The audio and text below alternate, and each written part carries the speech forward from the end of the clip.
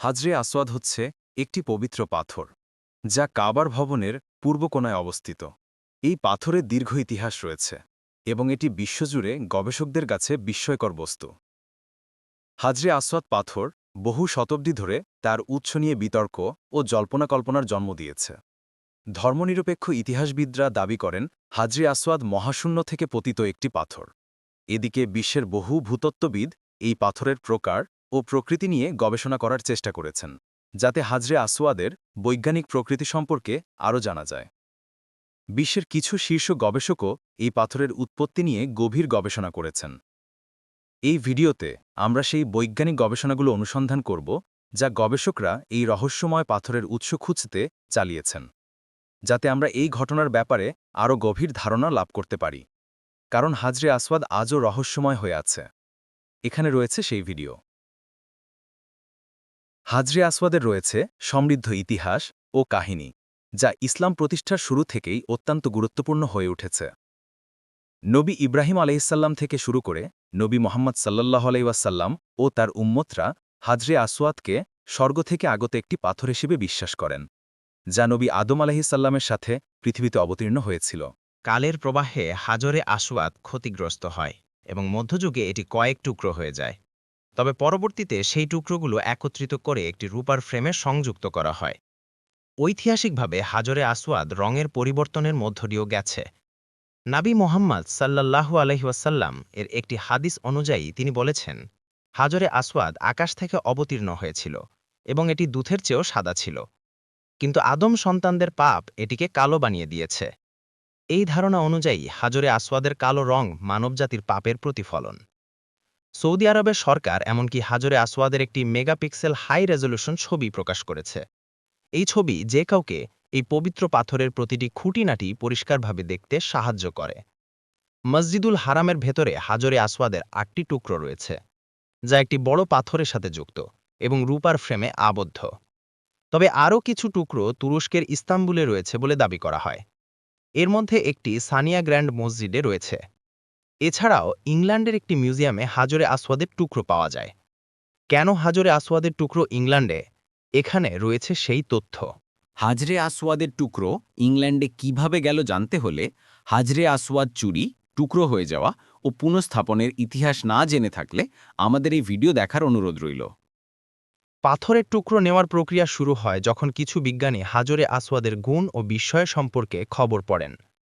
যুক্তরাজ্যে হাজরে আসওয়াদের ৩টি টুকরো রয়েছে, যা গবেষণার জন্য সংরক্ষিত। মুসলমানদের কাছে অত্যন্ত পবিত্র ও বিশেষ এই পাথর সর্বদা মানুষের আগ্রহ আকর্ষণ করেছে, বিশেষ করে ভূতত্ত্ববিদদের। সময়ের সাথে বিভিন্ন বিশেষজ্ঞ হাজরে আসওয়াদের ভৌত বৈশিষ্ট্য আরও গভীরভাবে বোঝার জন্য গবেষণা করেছেন। তারা এটিও জানতে চেয়েছেন কোন ভূতাত্ত্বিক প্রক্রিয়ার মাধ্যমে এ পাথর গঠিত হতে পারে। অবশ্যই গবেষকদের মধ্যে হাজরে আসওয়াদ নিয়ে ভিন্ন ভিন্ন মত ও ধারণা রয়েছে। গবেষকদের একজন রিচার্ড বার্টন অবশেষে দীর্ঘ গবেষণার পর শাহাদাহ উচ্চারণ করেন এবং ইসলাম গ্রহণ করেন। হাজরে আসওয়াদের উৎপত্তি নিয়ে গবেষণায় একটি অনুমান হল এটি উল্কাপিণ্ড থেকে এসেছে। এই মতটি জি.টি. প্রায়ারের সংকলিত একটি ক্যাটালগের উপর ভিত্তি করে, যেখানে হাজরে আসওয়াদকে অ্যালোলাইট বা সিডোলাইট ধরনের উল্কাপাথর হিসেবে শ্রেণীবদ্ধ করা হয়। প্রায়ার যুক্তি দেন যে হাজরে আসওয়াদ হল এরোলাইট মেটিওরাইট, অর্থাৎ এমন এক উল্কাপাথর যা সাধারণ পাথরের মতো এবং এতে লোহা ও নিকেলের আধিক্য নেই। অ্যান্থনি হ্যাম্পটন এবং অক্সফোর্ড বিশ্ববিদ্যালয়ের একদল ভূতত্ত্ববিদ হাজরে আসওয়াদের স্থানের মাটি থেকে সংগৃহীত নমুনা পরীক্ষা করেন। সেখানে তারা বিরল উপাদান ইরিডিয়াম এবং শঙ্কু আকৃতির টুকরো খুঁজে পান। তবে আরেকটি আবিষ্কার হাজরে আসওয়াদকে উল্কাপিণ্ড হওয়ার ধারণা ভেঙে দেয়, কারণ মক্কার গভর্নর আবদুল্লাহ ইবনে মিম হাজরে আসওয়াদ বলে সন্দেহভাজন কিছু পাথরের পরীক্ষা করে দেখেন যে সেগুলো পানিতে ভেসে থাকে, অথচ সাধারণ উল্কা পাথরের ঘনত্ব বেশি হওয়ায় সেগুলো পানিতে ডুবে যায়।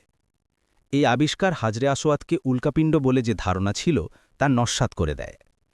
এছাড়াও হাজরে আসওয়াদের মতো বৈশিষ্ট্যসম্পন্ন উল্কাপাথর কখনও খুঁজে পাওয়া যায়নি, ফলে একে উল্কাপিণ্ড বলে নিশ্চিতভাবে বলা যায় না। আরেকটি অনুমান হল হাজরে আসওয়াদ আগ্নেয়গিরির পাথর, বিশেষত পিউমিস। এই ধরনের পাথর আগ্নেয়গিরির অগ্ন্যুৎপাত থেকে গঠিত হয়, যেখানে সিলিকন ডাইঅক্সাইড সমৃদ্ধ ম্যাগমা থাকে। পিউমিস পাথরের ঘনত্ব খুবই কম এবং এগুলো পানিতে ভেসে থাকতে পারে। এটি হাজরে আসওয়াদের ক্ষেত্রেও দেখা গেছে।